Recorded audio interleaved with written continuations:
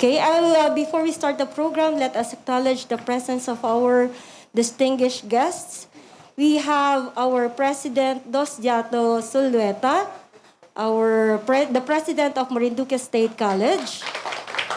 We have our very beautiful and very sexy attorney from Gasan, Attorney Mara Sore. And of course, walang pinag-iba sa tita, ang aking paboritong pamangkin kasi siya lang ang nandito, Attorney Chris Sandusay. Okay. So, my dear Amazing Life President, Changing President, we are going to start our program. And to start that, let us have our President for the call to order.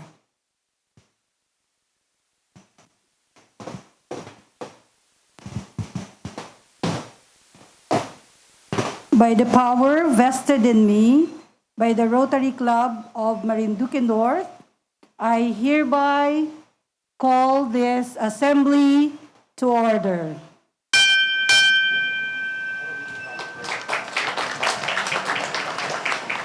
Okay, that signals the start of our program, so let us now proceed with our prayer and to be followed by the Philippine National Anthem. May I invite everybody to please stand up.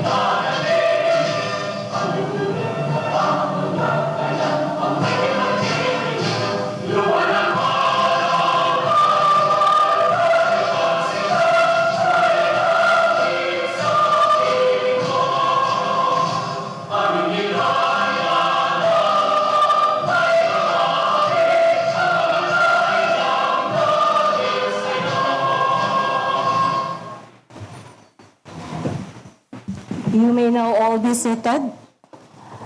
Now that we have expressed our love for our country and we have requested for the presence of the Lord, we are now ready to begin our program, of course, with the words of our amazing, life-changing President. For her welcome remarks, let us put our hands together for President Rosette Sota.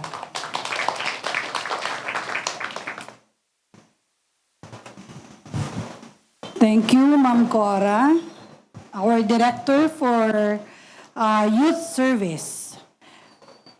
To our judges, MSC President and past President of the Rotary Club of Marinduque North, PP Dodi Zulweta, our fellow Rotarian, Attorney Mara Sore, friend, Attorney Chris Andusay, fellow Rotarians, delegates, and friends. A pleasant afternoon to everyone. Welcome to the RCMN Local Model United Nations Assembly. This activity was done by the Rotary Club of Marinduque North to give emphasis to one of the areas of focus of Rotary, which is education and literacy. Model UN Assembly aims to provide an interactive educational experience that teaches the participants essentially about the United Nations, which the Rotary is also composed of. The simulation offers a detailed experience and understanding of how the process of international debate, negotiation, and diplomacy operates. Preparation involves substantial researching, public speaking, writing skills, as well as critical thinking, teamwork, and leadership abilities. I hope that our delegates, which come from our youth group, the Rotary Club of Marinduque State College, Rotary Club of the Street Classroom, and the Rotary Club of Torrijos Youth Federation, with also our Interact group from Marinduque National High School, will enjoy this interactive learning experience in the study of global issues and development of skills that will be useful throughout their lives. Thank you. And good luck to our delegates in today's activity. Maraming salamat.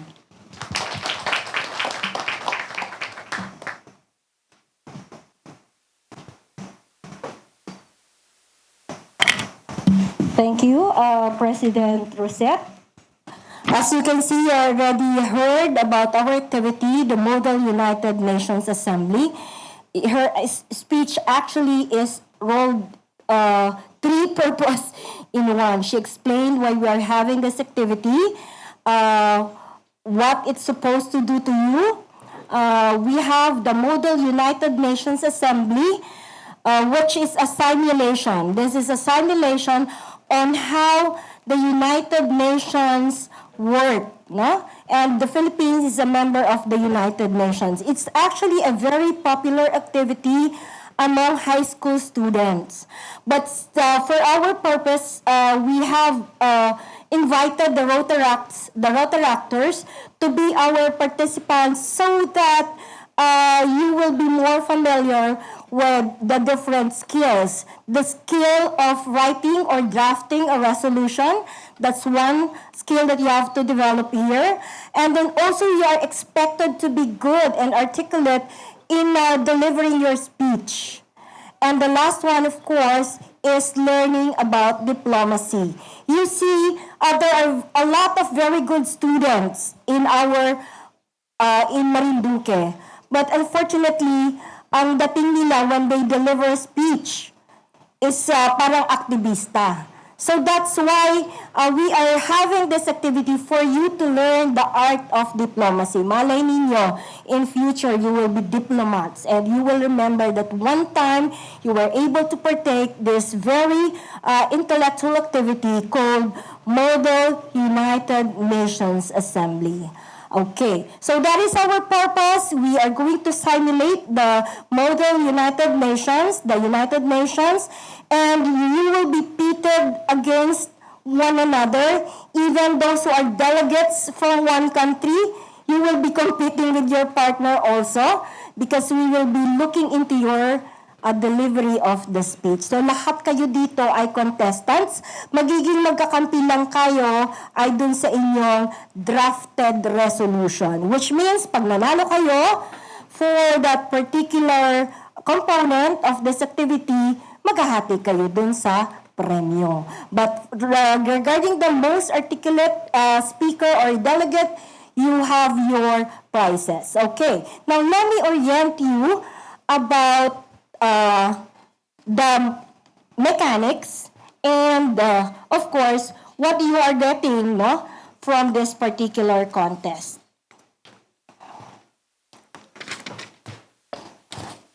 The mechanics of the contest. This is a simulation of the United Nations Assembly. The contestants are representing countries that they have selected to represent. Each country is represented by 2 delegates. All the delegates are registered contestants, and so that even if there are 2 delegates for each country, both delegates are considered contestants that could be pitted with one another. Each contestant will deliver a speech.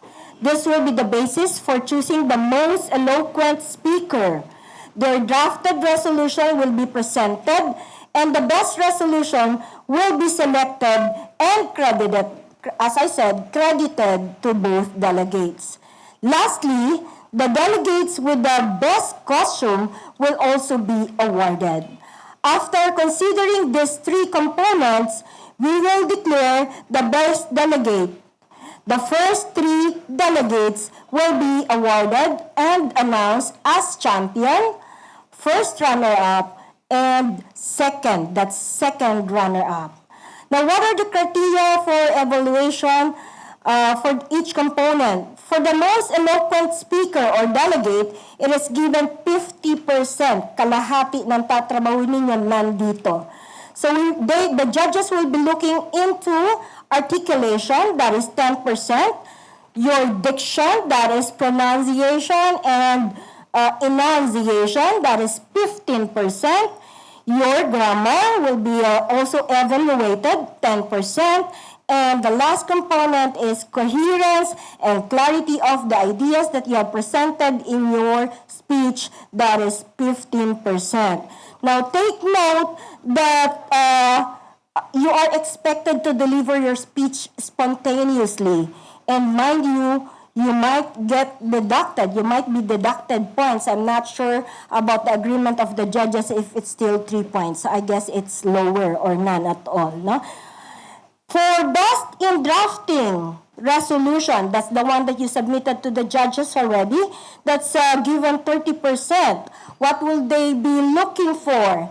They will examine the content, that is given 10%. Soundness of the solution that you have presented, because that's a resolution, you're supposed to present solution, that is 15%. And the last component is faithfulness in the following of the draft given. We have already furnished you the format of what is used, based on our sources, and you're supposed to follow that. There are different ways to write a resolution, but you have to follow that format. Okay, and the last one, best in costume, is given 20%. There are only 2 things that we'll be looking into. Is your costume authentic enough to get the 10%? And did you play with the costume of that particular country so that you can get 10% for creativity? So, eloquent speaker, 50%. Best in drafting resolution, 30%. Best in costume, 20%. That's a total of 100%. Okay? Are you ready? All right. We will get to know the delegates towards the MUNA proper. So this time, I will be asking our immediate past president to do the honors of introducing our distinguished judges. Please, a round of applause for our IPP Evangeline Vanji Mandela. Thank you very much, Director Cora Borja. And I would like to thank you also for this opportunity of having us. And good afternoon also to our life-changing President, President Rosette Sota, to our fellow Rotarians, my dear students of MSc, our students of MSc, and also the representatives from Torrijos Youth Federation. We also have from the street classroom, to our interactors from MNHS, other guests, good afternoon.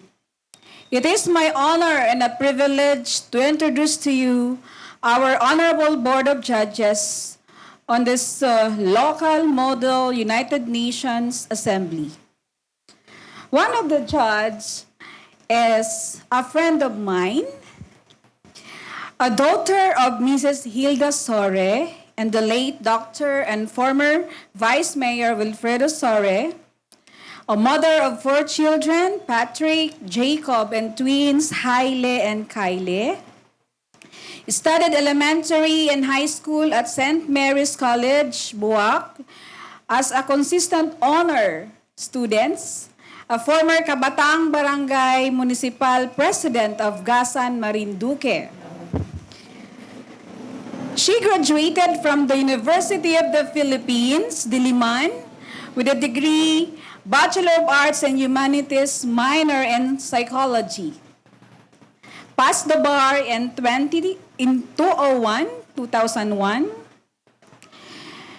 She was also the past president of the Integrated Bar of the Philippines, Marinduque chapter, and now serving as director organizer of the Legal Aid Office for IBP Marinduque, and now serving indigent clients, previous election lawyer of House Speaker Lord Alan J. Velasco, Amata party list, and Governor Presbyterio Velasco Jr., Senator Bongbong Marcos, former Senator Manny Villar, and Mayor Binay, and among others.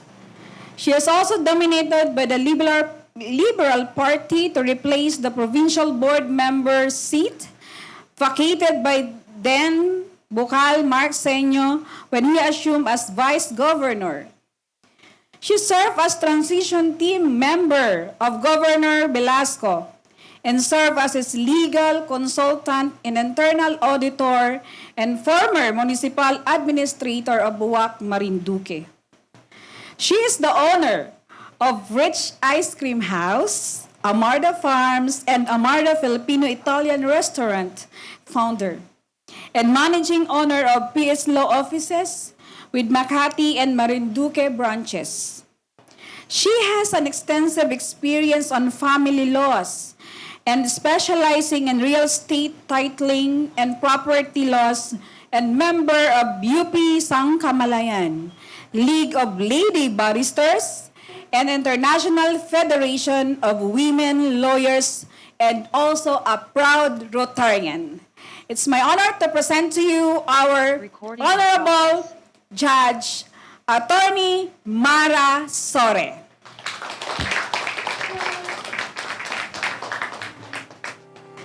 Our second judge is a UST graduate of AB Legal Management and also a Bachelor of Laws graduate at San Beda. Previously worked as a human rights lawyer before becoming Vice President for Admin and Finance. That is the Center for International Law, or the Center Law. In Center Law, he represented in court the family members of the victims of Maguindanao Massacre. he considered as the worst election-related crime in the country.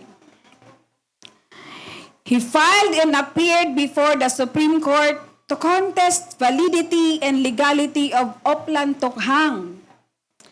Filed cases before the courts to protect victims of human rights victims, and represented whistleblowers in the PhilHealth scam. It is my honor to introduce to you our Vice President for Academic and Finance, Attorney Chris Handusay, and also my kumpare. And our chairperson of the Board of Judges is no other than the college professor of the Marinduque State College and soon to be Marinduque State University. And also, he is the past president of the Rotary Club of Marinduque North, the best class president. And if I had to introduce him, it would be long enough because I've been introducing him during the time when he was the best class president of the Rotary Club of Marinduque North, District 3820. And our chairperson is the future charter president of the Rotary Club of Marinduque Elite in the municipality of Gasan. I am proud to introduce to you, my dear fellow Rotarians and guests and contestants, the President of the Marinduque State College and the Chairperson of the local MUNA. Sir, good afternoon po. So thank you very much and good luck, everyone.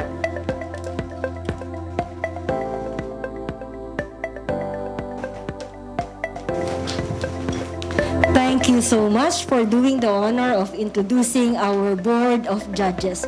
Now that we know our Board of Judges, we shall now proceed to our MUNA proper. Are you ready, contestants? Just think of what you said yesterday. You are going to enjoy this, no? You will just be chill so that you will be able to enjoy the contest, okay? So we're now turning over the microphone to the chairperson, our UN chairperson, Ian Gonzalez. Good afternoon, everyone. Welcome to United Nations Assembly. By the power vested in me, I hereby call this meeting to order. My name is Ian, and I will be the chair of this meeting. I'm here to moderate this meeting and make sure everyone works hard and has a lot of fun. I will make sure that each country has an opportunity to share its opinion. Now, I'd like you to meet the rest of the dice. I am Mary Armida Edna M. Limbo, and I am your UN Records Clerk. I am Anzarina A. Borja, your UN Secretary.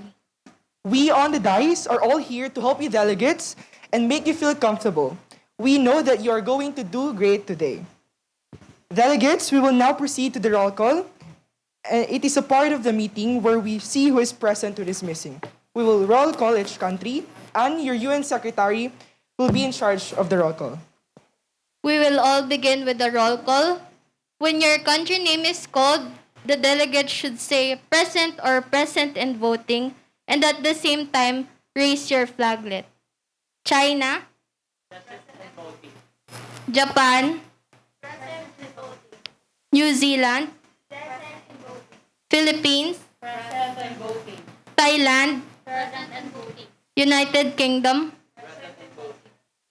Thank you. We are now going to select a topic that will be discussed in our conference by the means of voting. Any suggestions from the delegates? Honorable Delegate from the Philippines, you're recognized. Mr. Chairperson, I would like to suggest that climate change to be our topic for this assembly. Thank you so much. Any other suggestions? Yes. Japan, you're recognized. Mr. Chairman, I would like to suggest the topic of emergency health crisis to be our main agenda for today. Thank you. Any other suggestions? Yes, United Kingdom. Thank you so much. A total of 2 delegates are in favor of climate change to be the topic. Who is in favor for health emergency crisis? A total of 3 delegates are in favor of emergency health crisis to be the topic. Who is in favor for arms and disarmaments? There is 1 delegate who is in favor. The topic that will be discussed in our conference today is an emergency health crisis with a vote of 3. We will now open the speakers list. Is there any motion regarding the speaking time?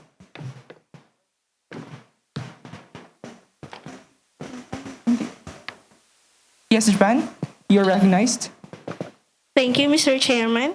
I suggest that 2 minutes shall be allotted for speaking time. Thank you. Any other suggestions? Yes, China, you're recognized. I would like to suggest 3 minutes to be allotted time to our opening speech. Okay. All those in favor in opening the speakers list with a speaking time of 2 minutes, who is in favor? Please raise your... Yes, okay. A total of 4 delegates are in favor. Thank you so much. All those in favor in opening the speakers list with a speaking time of 3 minutes, who is in favor? Please raise your flaglets. There is 1 delegate who is in favor. Okay. Thank you. Any other points or motions? Seeing none, the motion passes.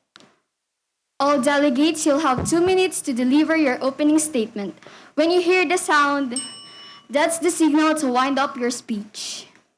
The delegates included in the speakers list are New Zealand, Philippines, Japan, United Kingdom, Thailand, and China.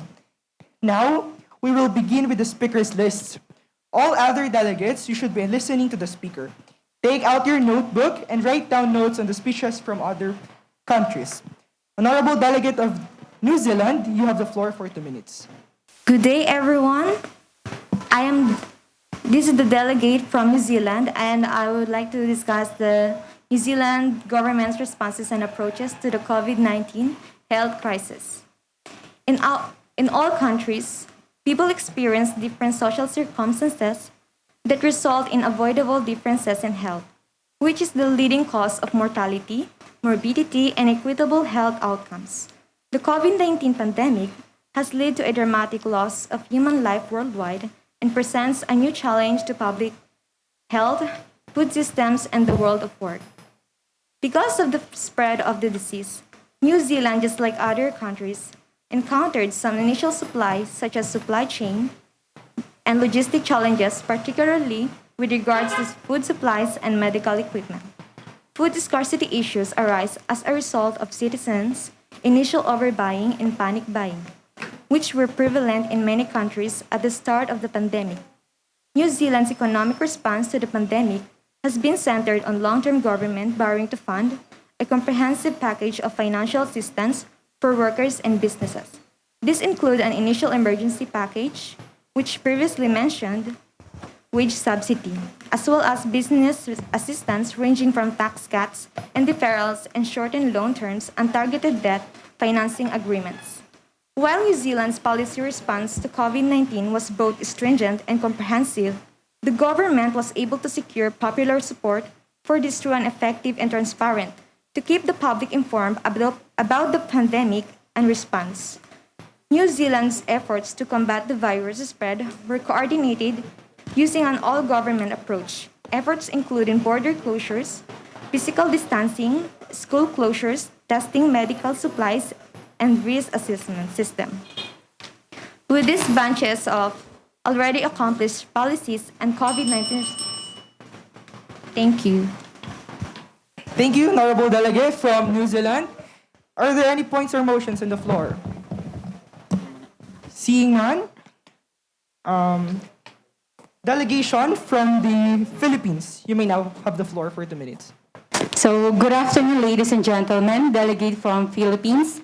The topic, emergency health crisis of the Philippines, which is immunization drive through booster doses for COVID-19.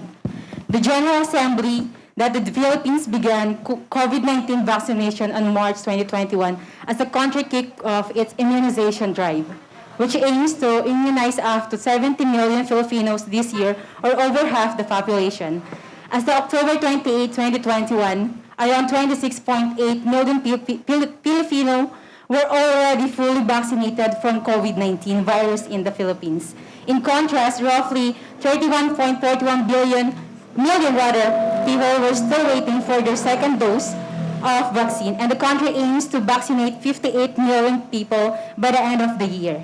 In the total number of fully vaccinated that are necessary to have a booster dose for COVID-19 vaccination. The current primary goal of immunization in the COVID-19 pandemic remains to protect against hospitalization, severe disease, and death. Hence, booster doses may only be needed if there is evidence of insufficient protection against this disease outcomes over time. The degree of waning of immunity and need for booster doses of vaccine may differ between vaccine products, target populations, circulating SARS coronavirus 2, in particular variants of concerns, and intensity of exposure. For some vaccines, restricted booster indication had been included in the product label of some jurisdiction. In period of continued global vaccine supply shortage, equity consideration at country, regional, and global level remain as essential consideration to assure vaccination of high priority groups in every country. Improving coverage of the primary vaccination series should be prioritized over. That's all. Thank you. Again, good afternoon, ladies and gentlemen. Delegate from Philippines. Delegation from the Philippines, thank you so much. Delegation from Japan, you have the floor for 2 minutes. Good afternoon, everyone. I am from the delegate of Japan, and our topic is the emergency health crisis, response of Japan to the coronavirus COVID-19 pandemic and other infectious diseases. So the delegation of Japan is pleased to be participating in this Recording meeting in progress. and welcomes fellow delegates to cooperate with due diligence in finding practical and applicable solutions to the pressing issue of emergency health crisis, which will be discussed in this agenda.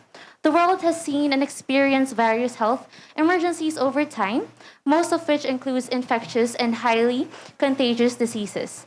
With the emergence of such diseases, most developing countries are negatively affected, resulting to major socioeconomic loss. This could affect national security, as such that there is a possibility for infectious diseases to cross borders and have an impact on the people. Because of this, Japan has been very active in strengthening health systems to be implemented in developing countries. In situations involving emergency health crisis, looking inward to protect the health of the people in a country can be an initial solution. However, the delegation of Japan acknowledges that without recognizing the impact of such crises in developing or poor developing countries that lacks in resources and implementing quality and science-based healthcare solutions, the crisis will still remain and can hinder socioeconomic developments. For Japan has been keen on attaching great importance to supporting international efforts and discussions against infectious diseases. Japan is one of the founders of the Global Fund, an organization that provides funding against three infectious diseases, has contributed approximately $1.4 billion for the establishment of the Global Fund in 2002 until 2011. Furthermore, at the September 2010 UN Millennium Development Goals Summit, or MDGs, Japan pledged to contribute up to $800 million to the Global Fund in the coming years from 2011. That's it. Thank you. Thank you. You may now take your seat. Delegation from United Kingdom, you may now have the floor for 2 minutes. Good afternoon. The delegates of United Kingdom proposes several solutions regarding the topic emergency health crisis. So first, the United Kingdom of Great Britain and Northern Ireland has been the founding member of the United Nations. Particularly, the United Kingdom became the permanent member of the UN Security Council, which played a very vital role in preserving the peace and security of all its member states. In the topic emergency health crisis, the United Kingdom has been very vocal when it comes to foreign aid to other member states, particularly those who are in need. The delegates of we, the delegate of United Kingdom, believe that with the 5% of the national budget that we have, that we allocated particularly for the budget of the United Nations, we believe that we can suffice and we can address the issues regarding emergency health crisis. We believe that it is not only the COVID-19 pandemic that needs to be addressed because there are several issues regarding emergency health crisis. Though we see it at though the United Kingdom believes that a more strategic and comprehensive plan is needed for the United Nations General Assembly to come up with a solution regarding the pandemic. We believe that a three-phase strategic plan is needed. The first phase would focus on the so-called preparedness and planning phase, which includes the development of our policies, methods, and materials needed to address the state of emergency. Second, we need the public health crisis phase, which focuses more on availing the basic interest of the people. And the third phase would be the post-crisis transition phase, which focuses on redeveloping of the member states. So with that po, I end my speech. Thank you. Thank you, Honorable Delegate from New Zealand. You may now take your seat. A delegation from Thailand, you may now have the floor for 2 minutes. Good afternoon, everyone. This is a delegate from Thailand. Shortcoming of Thailand to resilience in terms of COVID-19 response. For over 40 years, Thailand has invested health infrastructure and achieving universal health coverage. This has led to a near total elimination of those without health insurance and has increased access to health care. Thailand's strong health system includes laboratory and research capacity. For more than 20 years, the Thai Red Cross Emerging Infectious Diseases Health Science Center at Chulalongkorn University, a WHO collaborating center, has studied diseases associated with bats. This center was able to perform genetic sequencing on the first viruses that China shared. During COVID-19, 1 million professionally trained village health volunteers, or VHVs, contributed to Thailand's early warning system by assisting with surveillance, detection, contact tracing, and health monitoring. To support this assessment, Dr. Tedros Adhanom Ghebreyesus, who Director General, says Thailand's response to COVID-19 offers a powerful example of how investment in public health and all of society engagement can control outbreaks of deadly diseases, protect people's health, and allow economies to continue functioning. While Thailand's strategy to COVID-19 has been relatively effective in terms of preventing the disease's transmission, it falls short in terms of dealing with the crisis's numerous dimensions, such as the economic and social consequences. The pandemic recovery provided opportunity to do so while leaving no one behind. However, the government failed to develop an inclusive long-term recovery strategy that takes a holistic approach to addressing existing gaps and work toward a sustainable society. The economic cost of Thailand's border and business closures, as well as stringent restrictions, has been enormous as the service and tourist industries took the brunt of the damage for being less prioritized. With this growing problem, we emphasize the need for Thailand to build resilient health systems by integrating disaster risk management into the healthcare provision at all levels, and in particular to strengthen the country capacity for disaster risk management for health by enhancing cooperation between health authorities and other relevant stakeholders. That's all. Thank you so much. You may now take your seat. Delegation from China, you may now have the floor for 2 minutes. Good day, everyone. This is the delegation of China. Emergency health crisis, the share of China's win against COVID. The health of the citizen is one of the aspects that is given importance by many countries as well as the People's Republic of China. However, the outbreak of novel coronavirus, also known as the COVID-19, its worldwide spread has become a challenge to the healthcare system, not just only in the Republic, but also to the other affected countries, as it is said that the virus originated in the country's province, Wuhan. There are many people and sectors of the society that has been greatly affected by the pandemic, as it really turned out to be a global health crisis. Hence, emergency health response were done and implemented by the People's Republic of China to mitigate the transmission of the virus. As the first country to get exposed and being faced with a completely new infectious disease, China had taken ever-changing measures to prevent and control the disease. China based the response or measures in the SARS-CoV in 2003, knowing that there were no safe or proven treatments or effective vaccine yet.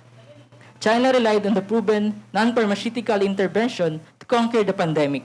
First and foremost was containing the virus through controlling the source of infection and blocking transmission. The implementation of hard lockdown was also the key factor in China. It's not felt yet until it began declining from its peak. This clearly states that China had overcome the hardest time of the epidemic. But because the virus is continuously evolving, considering the current situation, China, as well as other countries, needs to promptly strengthen and adjust the measures. Truly, the Republic of China come across different struggles in combating the pandemic and would like to have an extension on the international cooperation, such as sharing of information and providing bilateral and multilateral assistance in the international community to the other affected countries. That's all. Thank you. Thank you so much.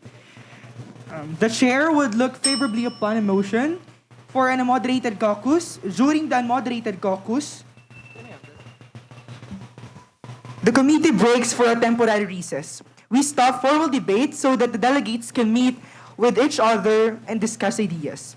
A good length for an unmoderated caucus is 15 minutes. Are there any outstanding points or motions in the floor? Seeing none, motion passes. You may now start.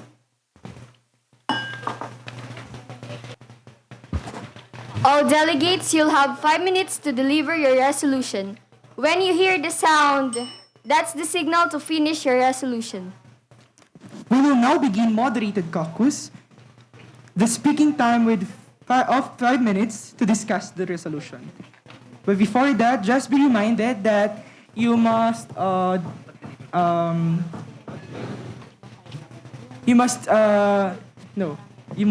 say the name, the countries. I mean, wait lang. You need to mention the countries that is included in your signatories. Okay. Okay, let's start. A delegation from New Zealand. You now have the floor for 5 minutes. You can ask here in this part.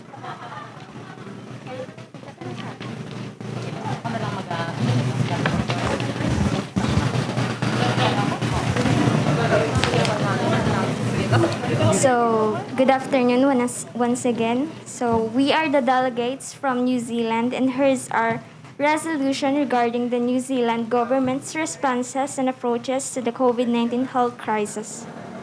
So first, we have the General Assembly. So, recognizing the government's response to the health crisis in New Zealand, noting with deep concern about the country's ability to control the virus and prevent further outbreaks, alarmed by the scarcity of food supplies and medical equipment, reminding that a strong government is needed to provide convenient funding and subsidy, expressing its appreciation for the efforts to combat virus spread that were coordinated using an all-government approach, emphasizing the fact that New Zealand faces significant challenges and is in need of services and finds particularly the health crisis. So, we encourage all relevant agencies of United Nations to cooperate closely with countries at the emergency health crisis, calls for the development of a united trust and fund that encourages voluntary donations from the private sectors to aid in funding the food supplies and medical equipment, improves the security of health protocols to effectively lessen the cases, request the expansion of stringent policy to secure the public and to be informed about the pandemic, appreciation upon the government acted early and decisively to develop national unity to combat the virus and especially to address the shortcomings in the response. So that's all, and thank you. Thank you so much. Are there any outstanding points or motions on the floor? Okay, seeing none, thank you so much. You may now take your seat. Again, just a reminder, you must mention first the signatories the country's name before you start. Thank you so much. Okay, next one is the delegates from the Philippines. You may now have the floor for 5 minutes.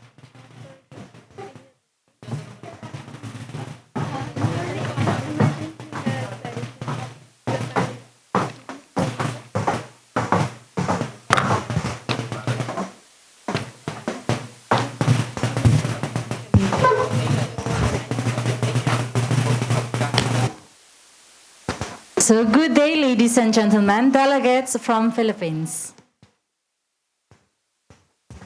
The signatories are the United Kingdom, the Japan, the Thailand, and the delegate from China. So the topic that we've included in our resolution is pushing complete vaccination with booster in time of emergency health crisis. The General Assembly, reminding all the citizens and all nations as well each leaders that COVID-19 vaccine alone are not enough to protect us from the spreading virus.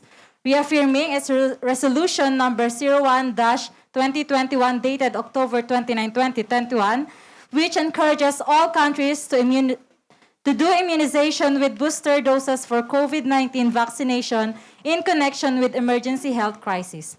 Noting all the efforts and greatness of government officials from barangay up to national level, health workers, frontliners, and all who have been involved in implementing and providing protection to all the citizens in times of emergency health crisis. Stressing the truth that the Philippines has faced and is still facing crisis due to the pandemic. Even though there are vaccines available, not all citizens agree with the injection of COVID-19 vaccine due to fear that they will only get worse once they have been vaccinated. We encourage all countries to join in enacting legislation to legalize COVID-19 immunization for all, especially senior citizens and frontliners who are more vulnerable while facing health crisis. Request for the strict implementation of being vaccinated for the people to be safer and lift the Philippines out of sufferings because of COVID-19. And we request all nations to unite to produce and give adequate vaccines against the spreading virus, which is the COVID-19, including its booster for the citizens of each country.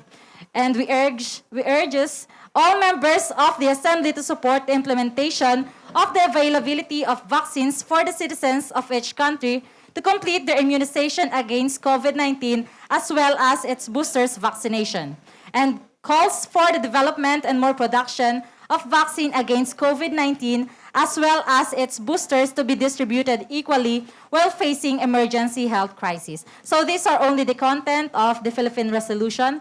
Thank you. Thank you so much. Is there any points or motions in the floor? Seeing none, thank you. Now,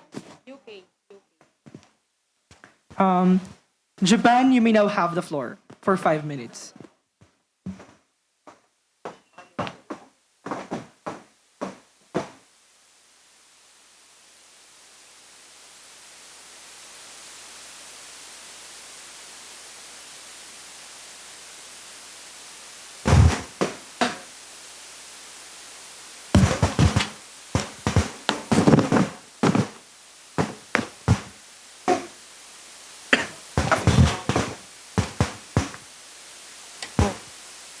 Good afternoon.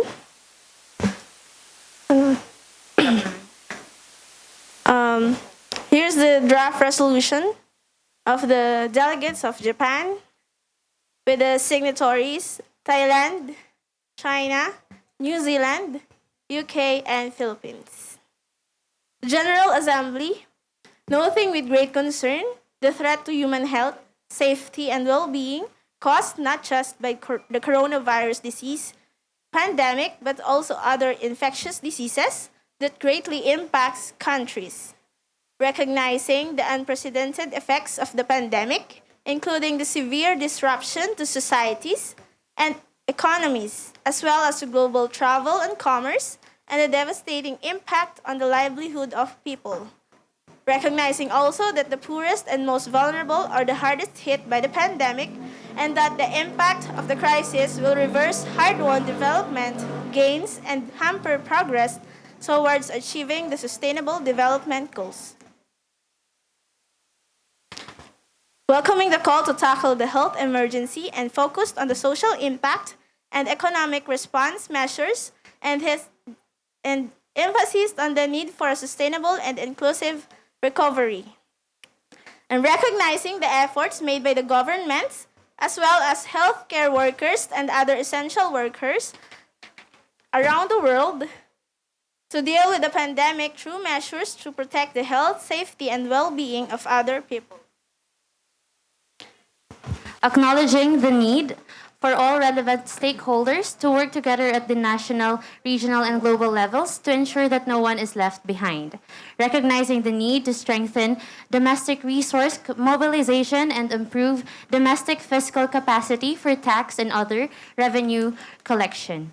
So, for our first draft resolution, we need to reaffirm its commitment or our commitment to international cooperation and multilateralism and its strong support for the central role of the UN system in the global response to COVID-19 pandemic and other infectious diseases. Next is to emphasize the need for full respect for human rights and stresses that there is no place for any form of discrimination, racism, and xenophobia in response to the pandemic. Also, we need to renew our commitment to help people and societies in special situations, especially in the weakest and most vulnerable, and recognizes that many governments have offered their assistance and support to others in a spirit of solidarity and mutual support. Such special situations, especially during the pandemic, are cases where people are suffering from mental health illnesses. Next is to express synergy through the human security approach that addresses the competing policy issues which could threaten vital core of all human lives, including infectious disease epidemics, and finally calls for intensified international cooperation to contain, mitigate, and defeat the pandemic, including the exchanging of information, scientific knowledge, and best practices, and by applying the relevant guidelines recommended by the World Health Organization. So that's it for our draft resolution of the delegation of Japan. Thank you, honorable delegates. Are there any outstanding points or motions? Seeing none, let's move on to the United Kingdom. Please, you will now have 5 minutes.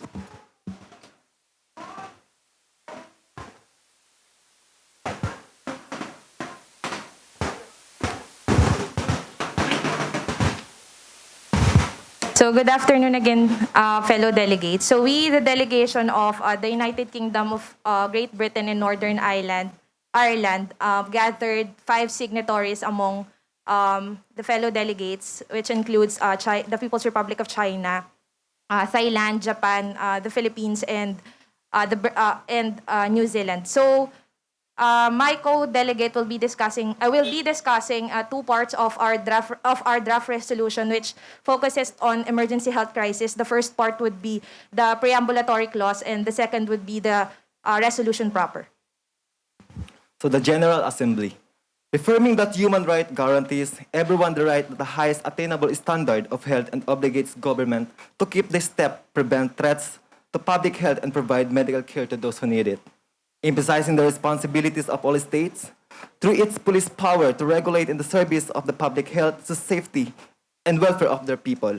Recognizing the effort and the work done by the United Nations, its member states, and the World Health Organization of the continuous effort in addressing the issues regarding the existing pandemic and the previous pandemic and epidemics. Acknowledging the participation of non-governmental organizations, stakeholders, and individuals that play an important role in the national, regional, international level in the promotion and protection of human rights. So for the resolution proper, the delegates from the United Kingdom of Great Britain and Northern Ireland believes that a comprehensive strategic plan is necessary to address emergency health crisis. Particularly, we, the delegates, believe that a three-phase comprehensive strategic plan is necessary to address emergency health crisis. The first phase would focus on the so-called planning and preparedness phase, which focuses on the development of certain policies, methods, and techniques in in addressing a certain issue that is close enough to become a state of emergency. The second phase would be the so-called public health crisis phase, wherein it focuses on safeguarding the best interest of the individuals among fellow member states. And the third phase would be the post-crisis transition phase, which focuses on rebuilding the economy, reinventing the environment, and preserving the environment of what has been lost because of the said pandemic and epidemic. We believe, as permanent member of the United Nations Security Council and one of the founding members of the United Nations, in cooperation with the World Health Organization, we believe this strategic plan is necessary for us to have this strategic plan is necessary for us to resolve the certain issues or resolve the future pandemic and epidemic. With that po, we end our speech. Thank you. Thank you so much. Is there any motion or points on the floor? Seeing none, we're going to move on to Thailand. You may now have the floor for 5 minutes.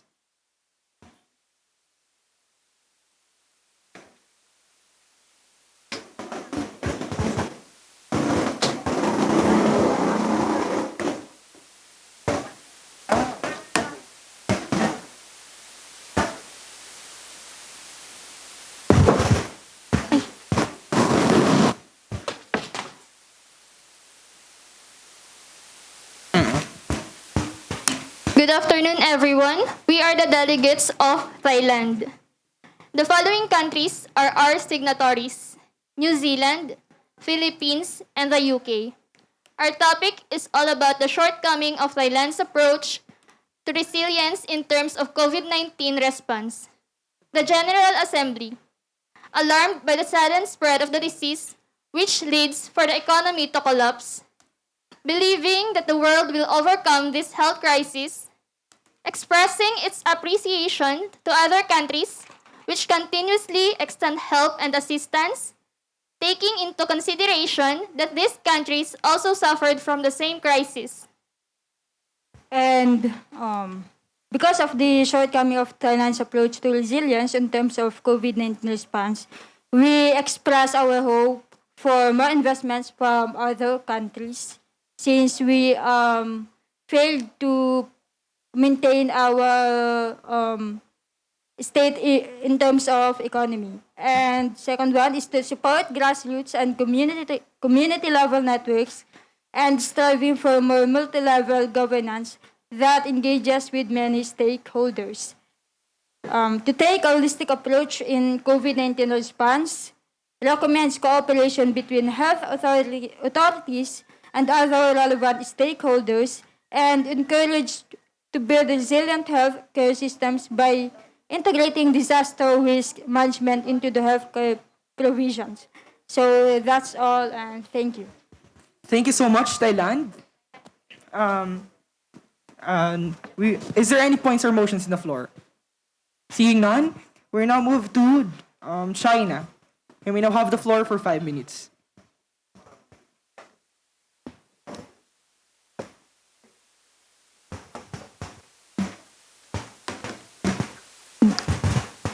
Good day, everyone. We are delegate from China.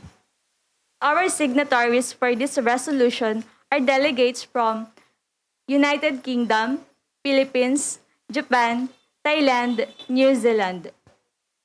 Reminding all the nations of 3 years suffering from 2019 to 2021, COVID pandemic, which cost 4 billion lives all over the world and up to 30% declination of all economic and social sectors. Reaffirming its Resolution 1-2021 of 29 October 2021, which encourages all nations to work as one body which aims at ending the COVID-19 crisis and bringing back the old living. Noting with satisfaction the past efforts of various relevant People's Republic of China's bodies and non-governmental organizations, stressing the facts that the People's Republic of China suffered the faces significant crisis is in need of strengthen. particularly in emergency health crisis. Encourage legalization or putting into law of COVID vaccination of all sectors in their respective countries, which includes seniors, adults, and children. Encourage normalizations of wearing face masks, distancing, and proper sanitary kit in all public places as a requirement for all establishment for all countries. Support the implementation of disinfects of all residential, commercial, and other communal building everywhere. Supports the district implementation of health tests in airports and seaports at all times. Empowerment of health sector studies for all students, especially in learning viruses, to be a top priority for all countries. Request the strict forbidden of eating extreme animals with history of virus to be primary concern in all countries. Call upon the recovered countries for COVID to donate emergency health kits to other still suffering countries. That's all. Thank you so much, China. And now, These are the signatories for every country. For the country of New Zealand, Thailand, Japan, and Philippines. For the country of the Philippines, Japan, Thailand, China, and United Kingdom. Country of Japan, Thailand, China, New Zealand, United Kingdom, and Philippines. United Kingdom country, China, Thailand, Japan, Philippines, and New Zealand. Country of Thailand, New Zealand, Philippines, and United Kingdom. Country of China, United Kingdom, Philippines, Japan, Thailand, and New Zealand. thank you so much. The chair would look favorably upon a motion to close debate and move into voting procedures. This process means that we will end debate completely and we will vote on the best resolution. Is there a motion to close the debate and move into voting procedures? Is there a motion?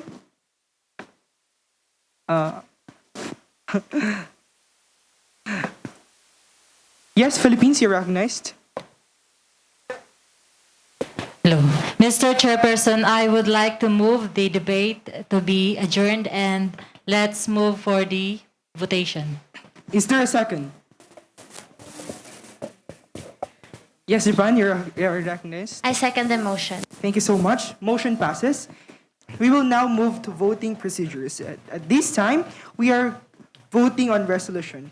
Who would like to vote for the New Zealand's resolution to be adopted? Please raise your flaglets. Only one lang? Please be reminded na one vote lang. One vote lang po, I mean. Okay. Seeing none, thank you. Who would like to vote for Philippines for their resolution to be adopted? Thank you, China. China. There is one delegate who is in favor. Thank you. Who would like to vote for Japan for the resolution to be adopted? Okay, thank you. There Thailand. is one delegate who is in favor. Who would like to vote for United Kingdom for their resolution to be adopted? Thank you. There are two delegates who are in favor. Who would like to vote for Thailand for the resolution to be adopted? Thank you, UK. There is one delegate who is in favor. Who would like to vote for China for the resolution to be adopted? There is one delegate who is in favor. Thank you so much. UK. The best drafted resolution was from the United Kingdom, having a total votes of 2. Are there any points or motions in the floor? Thank you so much. Seeing none. By the power vested in me, I, and your chair, hereby call this conference to adjourn. Thank you so much for for your hard work and participation in this conference. Thank you. Good afternoon, everyone. Okay, sabi dahil salamat, nakaraos din, okay? You are all wonderful, no? Considering that we only planned this last Thursday, you did well, and of course, our United Nations staff, eto mga interactor to, no? And they were ready, they were able to go through the process. Please take note that we modified some portion of our procedure, UN procedure, for the sake of the contest. No, we had to adjust. We had to allow everyone to present the resolution. Okay, so now while we are waiting for the result, we will. Our audience is our delegates are allowed to have a recess. For the preparation, hindi pa po tapos ang judging. Kaya kailangan ay naka-costume na kayo. No? 10 minutes only to move and to change. Okay. The last component of judging is the costume of our delegates. Okay? Music please. Let's now welcome the delegates from New Zealand. Wala pang New Zealand. Mamaya na picture. Naghihintay ang judges natin. Calling on the delegates of Philippines. Philippines.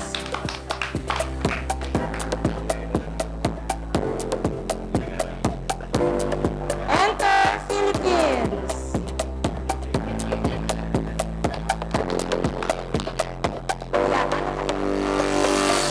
Okay, the delegates of New Zealand presenting to you.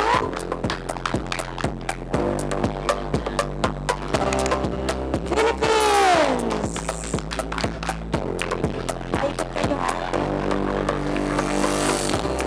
Presenting the delegates of Japan.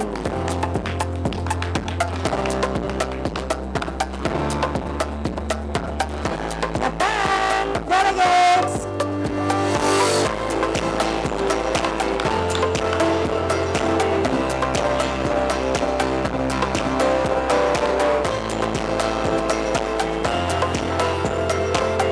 Next is the representative or delegates of United Kingdom. United Kingdom.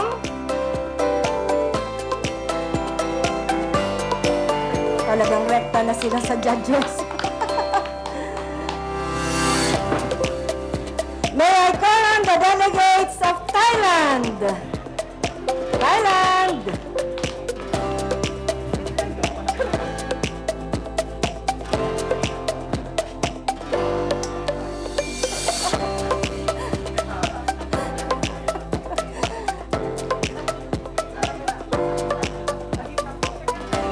And China. Let's have the delegates of China.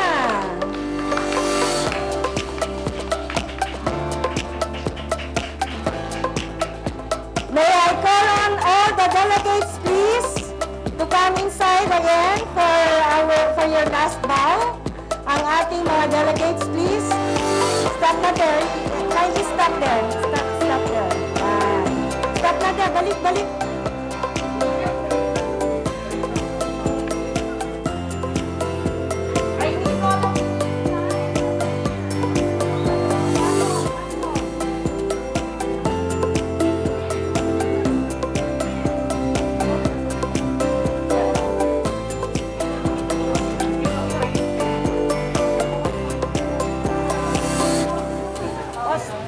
Stop there. Dito. Sa unan muna. New Zealand.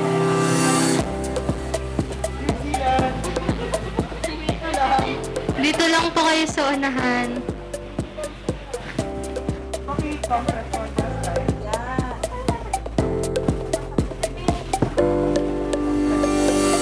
Presenting to you the delegates of United Nations. Take a bow, please. 1, 2, 3. Yan. Okay? Muli po ating palakpakan ang ating mga delegado ng United Nations. Pwede na po palakpakan ang inyong sarili, syempre. we're braving it out. Imagine, naalala niyo nung kayo elementary? Sige, you may now be seated. Our dear delegates, please be seated. Sa inyong upuan, hindi po kayo magpapalit. Hindi na maa-awardan. Dapat pag na-awardan kayo, gamit yung inyong costume.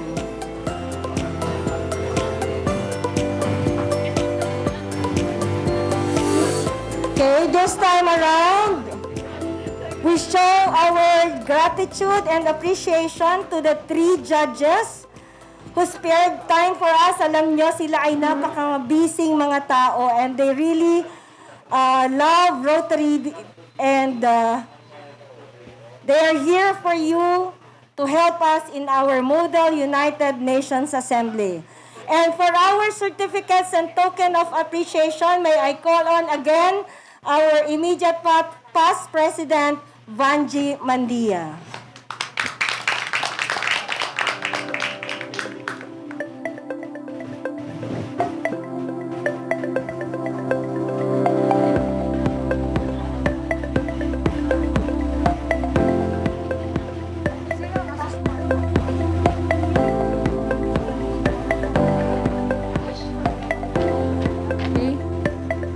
Hello.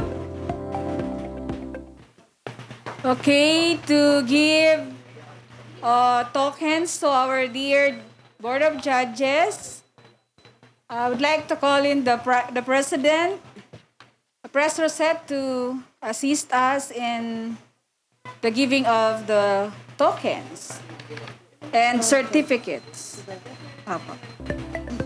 Ito ay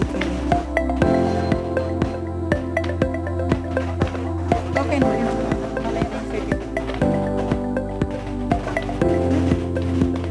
Di ba? Ano yan kay Idol? Hindi pangalan niya. Okay. So, a token of appreciation is given to the chairperson of the Board of Judges, Professor and past President Dodi P. Sulueta.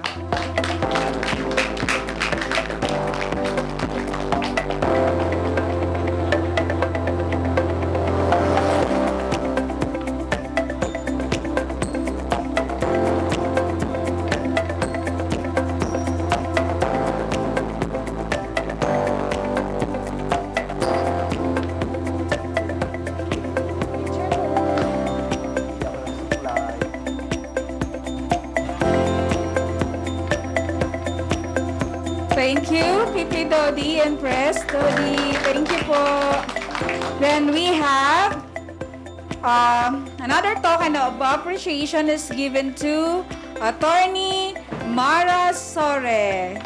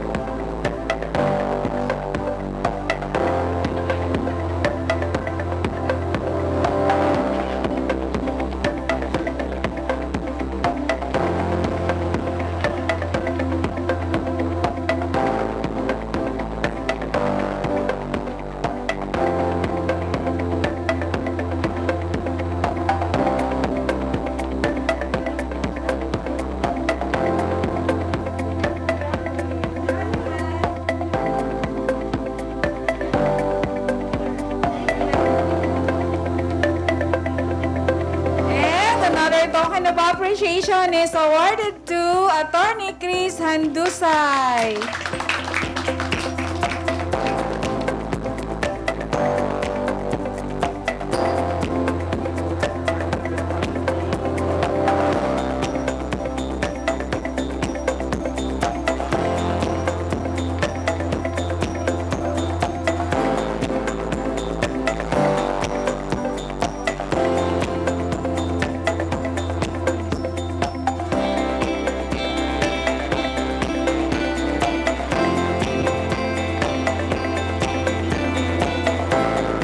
I'd like also to award the certificate of appreciation to the following participants.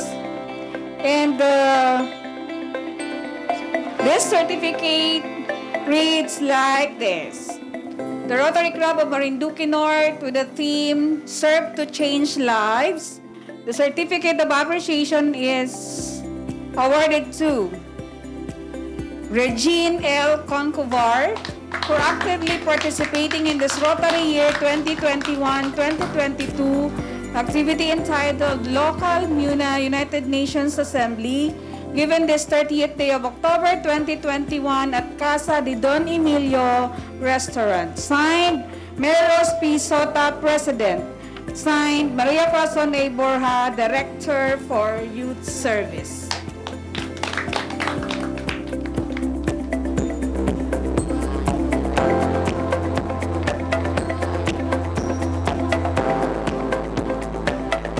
Certificate of participation is awarded to Jenely N. Handusay.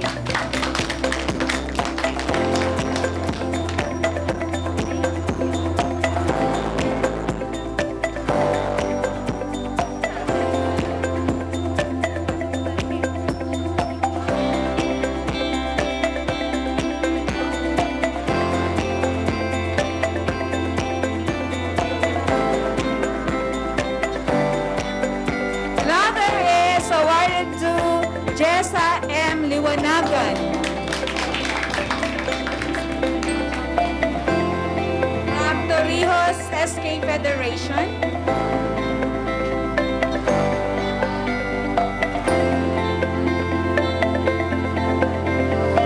Another one is from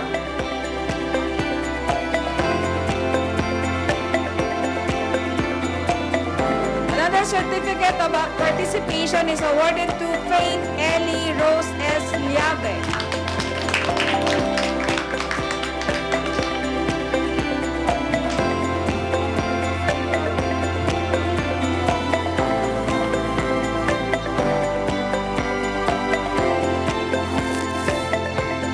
And another certificate of participation is awarded to Rose Ann J. Liave.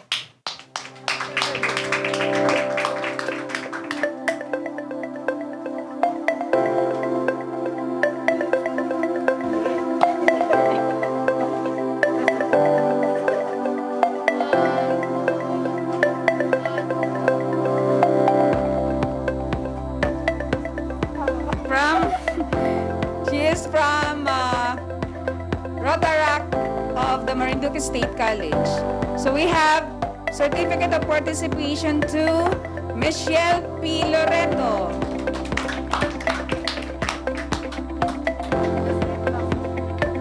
From the street classroom.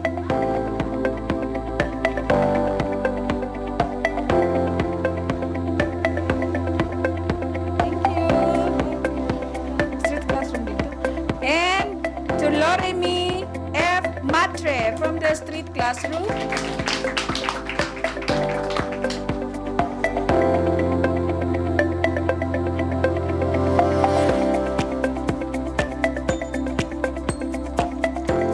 Thank you.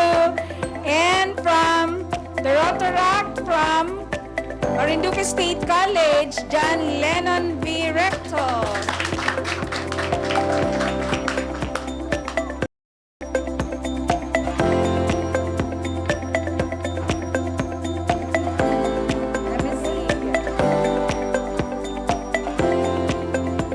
Thank you, Lennon. Then we have from Marinduque State College, Rotaractor also, Maria Jeline M. Regio, representing Japan.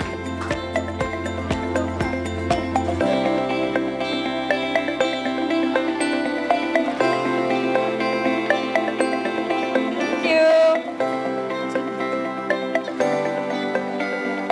Then we have another certificate of participation is awarded to Lorangel Rico Hermoso from the SK Federation.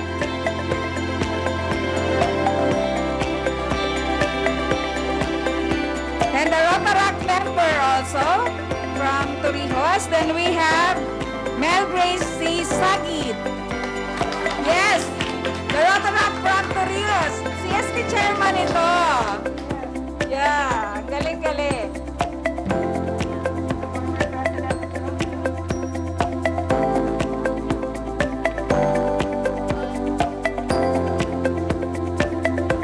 She is the former president of the Rotary Club of Torrijos during the transforming year. Then we have Christopher Kaiser V. Tamayo from now the Rotary president of the Rotary Club of Torrijos.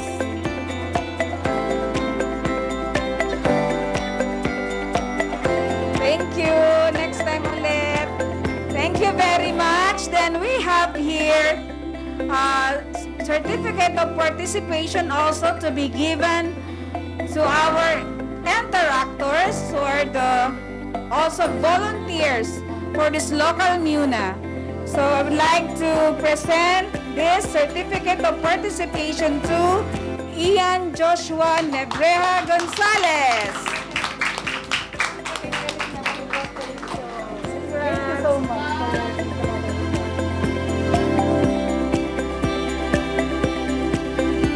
Thank you. Here's our moderator and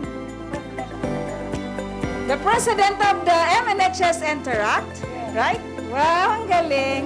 Because during last year ho kasi we have one nasa UP na, no, si Jmar. So you're the member then during that time. Very good. Ang gagaling naman. Nakakatuwa. Then we have Mary Armida Edna Limbo. The Vice President. Familiar. She is the daughter of Ma'am Gina. Yeah, right? Tama, kilala natin.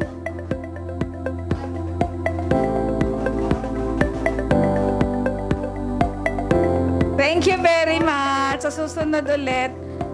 Pahuli natin ito. Then we have Miss Anne Cesarina Borja. She was really very active ever since the Rotaractor, the daughter of Director Cora Borja.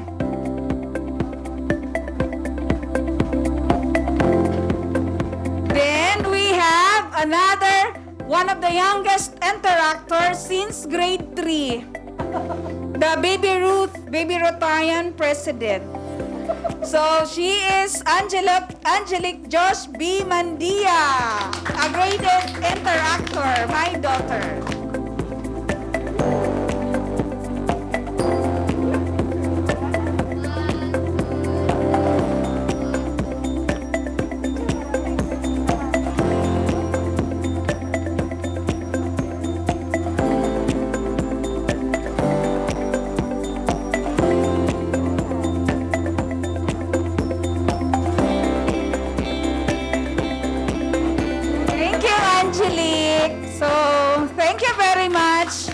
Dahil successful po ang ating event for today.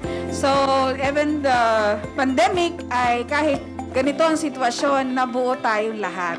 So, I'm very grateful to Director Cora for spearheading this event and with our President Rosette.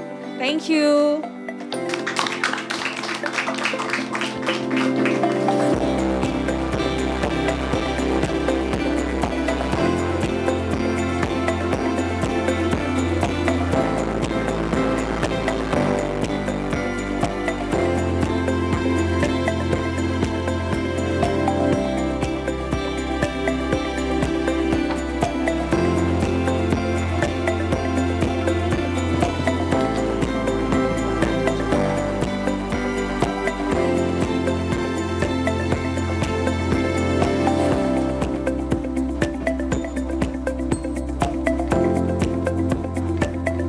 Mukha pong matindi ang labanan. So, nahirapan ang ating tabulator para malaman kung sino mga nanalo. So, for a while, so take your snacks for now. And you could also have photo ops ho dito sa unahan kung gusto ninyo. Ano? Huwag na kayong mahiya. Dapat kayo ay mga masigasig ba? Yung mga parang kiti-kiti. Dahil minsan lang ulit na kayo ay lumabas at makapag-participate. Ang next nito, camping tayo. Mayroong pagsusunod. So, pag-uusapan natin yan. Ano? This has been a very long projects na. Pero ngayon lang talaga ulit ito nagawa after 2012. Yeah! Muna, ngayon lang ito. Ngayon lang ulit after how many years na? So, after 9 years, nagkaroon ulit ng Muna through the effort of Director Cora Bora. Kaya sabi ko, natutuwa talaga ako na nakikita ko na mayroong ganito. Ano? Rest? Ang galing-galing. So, thank you. Sana mabusog kayong lahat. Kain muna at magpa-picture dyan. Mag-usap-usap kayo. Mag-interact, mag-collaborate para naman ay sa susunod, sa camping natin ay magkakakilala na. Ano? Saan gusto nyo? Raila, sa bundok o sa may dagat? O, gusto? Sa bundok. Sa Torrijos gusto ninyo. Sige, from bundok hanggang dagat. Doon tayo sa White Beach naman mag-end. Doon ang culminating. Go ako dyan. At we will be having a leadership seminar also with you. Okay? Thank you again.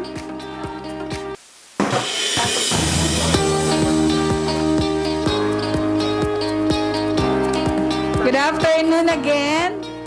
So talagang madugo po ang pag-tabulate doon. Ang gagaling ninyong lahat. Diba? So, another certificates shall be given to our Board of Judges. And the certificate goes like this. The Rotary Club of Marinduque North with the theme, Serve to Change Lives, awards this certificate of appreciation to Attorney Chris M. Handusay for actively participating and for being a member of the panel of judges in this Rotary year 2021-2022 entitled Local Muna United Nations Assembly given this 30th day of October 2021 at Casa de Don Emilio Restaurant. Signed, Mayor Rose P. Sota, Amazing Life-Changing President, and signed by Director for Youth Service, Maria Corazon A. Borja.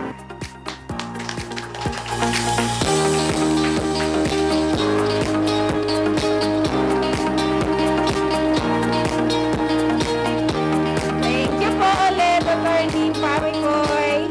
Then we have another certificate of appreciation is awarded to Attorney Mara P. Sore.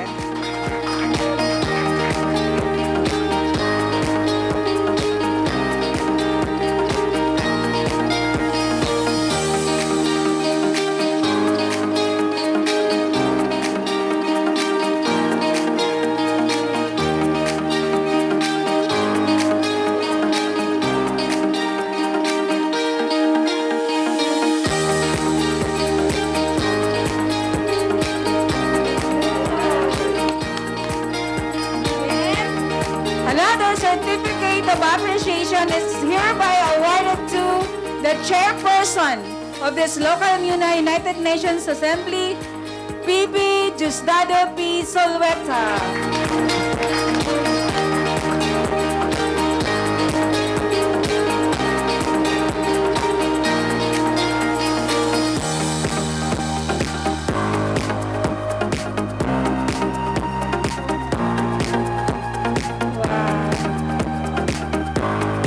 Thank you very much.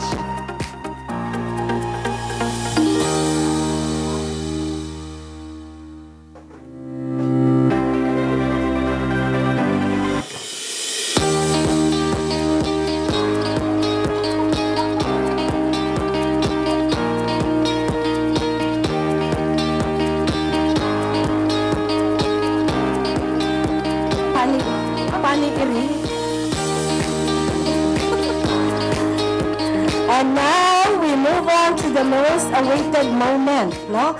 Pero konting advertisement, no? We would like to thank, of course, those people who are always behind us during our activity. Of course, we have our Rotarian Myong. Rotarian Myong, kaway-kaway, where are you? From NNN at saka si Direk. Ayan, yan po. Tayo po ay may coverage. Ang ating pong mga napaka-busy Board of Judges, si Attorney Mara, na excited din, di ba, Attorney? Excited yan, no? At saka ang aking mabait na pamangkin, si Attorney, paborito ko talaga yan. And syempre, ang ating Presidente, who is also the past President. Another thank, of course, ang aking kasama, na isang sabi ko laang ay naandini na, si Rotarian Edith Manguera, nandito na po sa unahan. Ang aking mga mababait na interactors, of course, si Ian at saka si Edna Armida. At syempre, magpapathank you ako, nawawala na, kumakain yata, ay ang aking mabutihing bunsong anak na namamayat na. Okay.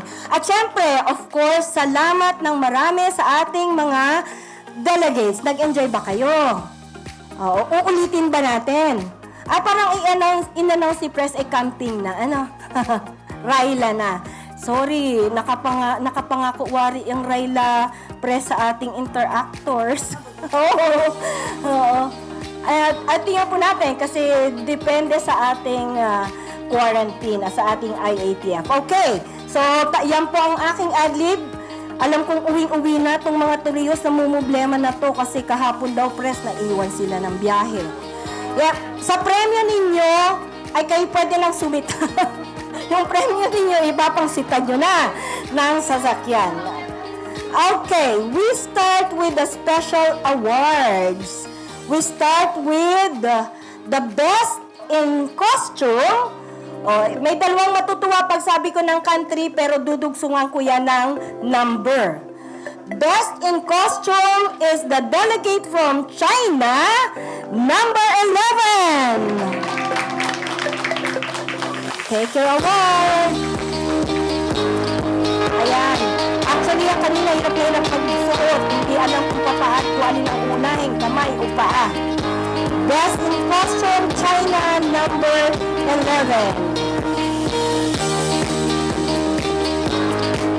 Next is the best in drafting resolution. Mamili na kayo sa dalawang UK. United Kingdom, actually silang dalawa, walang number. United Kingdom. Nahati kami sa premyo.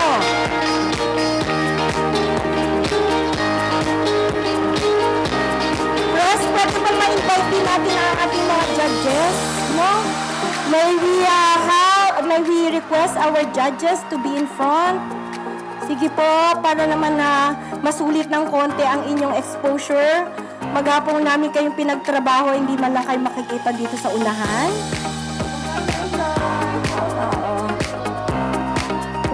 Attorney, please. Si President, si Past President. Sige, sasama na lang yan maya-maya. We invite Attorney Mara to please be with us in front. Okay, nandiyan na ang dalawang UK na award na.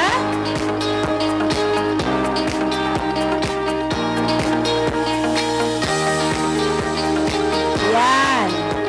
Okay, best in drafting resolution, United Kingdom delegates.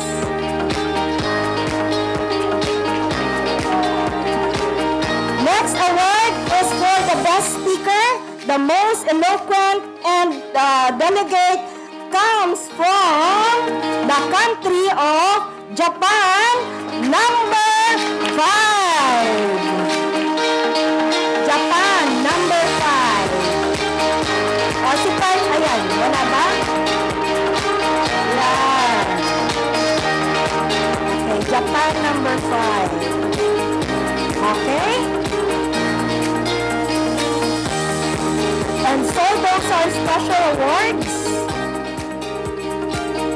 We now move on to the main event. Please maintain po ang ating mga taga-award dito sa unahan. I would like to start with the second runner-up. Second runner-up. Judges naman, okay? Ang ating walang iba kundi galing sa atin, second runner-up, Philippines, number 3. Siyempre, support ang ating Philippines.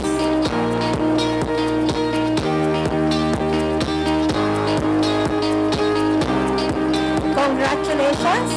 Ito ang ating mga future senators, mga magagaling magsasalita. Okay? Lahat na po kasi talaga manggagaling, ano? Nahirapan kaming mag-compute, nagulo yung buhok kong naunat ay nakulot. Okay? Punta naman po tayo sa first runner-up. We have the delegates from United Kingdom, specifically number 7. Samahan na ni partner. United Kingdom, number 7. Dali ba kayo mga masita ng sasakyan? May sobra pang 500. Okay. So, first runner-up, United Kingdom. And now, syempre, the best of the best, we have our champion as the best delegate comes from, wag mamali ng basa, Japan number 5. Samahan na rin ang partner. Bahala na kayong maghati. No? So, congratulations to all our winners. Okay. I hope you enjoyed our activity. One last pause po. May I also request din ang ating mga interactors, sama? Interactors. Ay, oo. Oo, teka muna. May kodigo ako kanina eh. O, sige. Siyempre po, ang lahat ng ito ay hindi mangyayari without the sponsors. And we would like to take our ikaw na, press, para coming from you. So we would like to thank our sponsors. First, the Riverside Gasoline Station, owned by Rotarian Aldrin Macabinta. IPP Vanji Mandia, PP Giovanni Bohain, PP Marie Hidalgo, Rotarian Edith, Director Edith Manguera, Rotarian Aurora Pitero, and Rotarian Rodel Magyaya, and myself.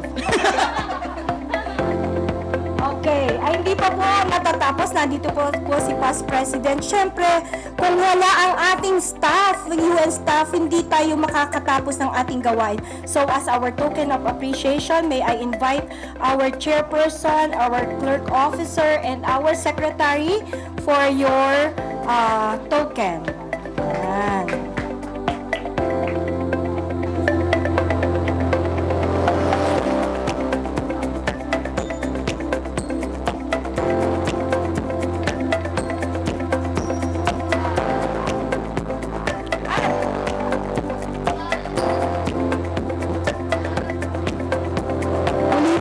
Pinasasalamatan ng ating mga sponsors. Everything is possible because of your generous nature.